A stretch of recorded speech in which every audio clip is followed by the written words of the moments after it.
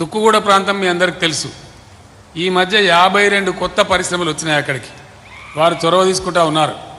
ఆ పద్ధతిలో 52 కొత్తవి వచ్చినాయి. జిల్లా కలెక్టరేట్ కూడా ఇక్కడికి సమీపంలోనే ఉంది. దాని పక్కనే ఫాక్స్కాన్ ఇండస్ట్రీ కూడా వచ్చింది. 1,00,000 మందికి ఉద్యోగాలు వస్తాయి. దానిలో 1,00,000 మంది పిల్లలకు ఉద్యోగ అవకాశాలు వస్తాయి.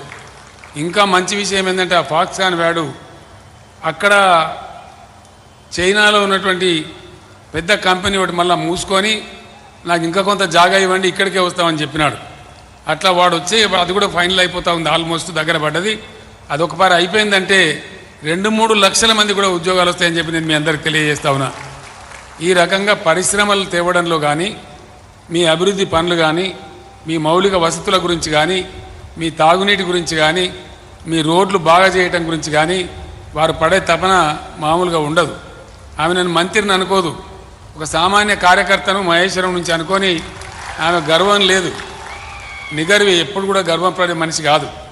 చాలా హుందాతనంగా గౌరవంగా పద్ధతిగా ఉంటూ తన నియోజకవర్గాన్ని హైదరాబాద్ నగరాన్ని మొత్తం అంతా కూడా బ్రహ్మాండంగా చేస్తారు. ఎడ్యుకేషన్ మినిస్టర్గా ఉండి కూడా తన గర్వానికి తను శాంక్షన్ చేసుకోవచ్చు.